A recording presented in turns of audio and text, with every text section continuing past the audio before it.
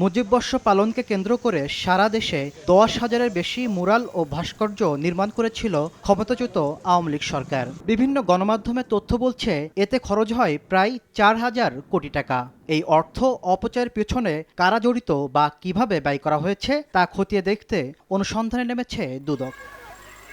একইভাবে মুজিব কিল্লা নির্মাণ ও উন্নয়নের নামে হাজার হাজার কোটি টাকা আত্মসাতের অভিযোগও খতিয়ে দেখবে সংস্থাটি।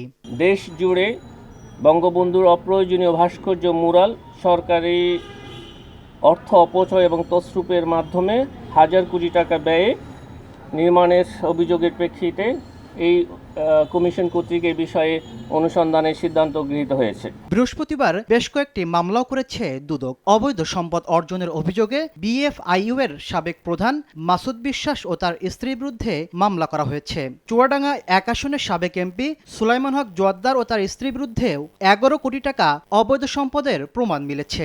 অভিযোগ সংশ্লিষ্ট আক্তারি জোয়াদ্দার এবং অবৈধ সম্পদ অর্জনে সহায়তার জন্য তার স্বামী জনাব সুলাইমান হক জোয়াদ্দারের বিরুদ্ধে মানি লন্ডারিং প্রতিরোধ আইন 2012-এর 4-2 এবং 4-3 এবং দণ্ডবিধির 109 ধারায় আরও একটি মামলা রুজুর সিদ্ধান্ত গৃহীত হয়েছে।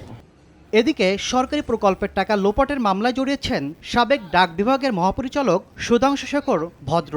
তার বিরুদ্ধে প্রায় 92 কোটি টাকা আত্মসাতের অভিযোগ এনেছে দুদক। এছাড়া ঋণের নামে 500 কোটি টাকা আত্মসাতের অভিযোগে কিয়া গ্রুপের চেয়ারম্যান আব্দুল খালেক পাঠান সহ 6 জনের বিরুদ্ধে মামলার সিদ্ধান্ত নিয়েছে দুদক। তদন্তকারী কর্মকর্তা অপরাধের দলিল প্রমাণাদি সহ প্রাসঙ্গিক যা যা দরকার হয় সব রেকর্ডপত্রাদি সংগ্রহ করবে। নতুন করে ব্যাংকে 134 কোটি টাকা অস্বাভাবিক লেনদেনের অভিযোগে সাংবাদিক মুন্নি সাহা ও তার স্বামী কবির হোসেন তাপসের বিরুদ্ধে অনুসন্ধান করবে দুদক।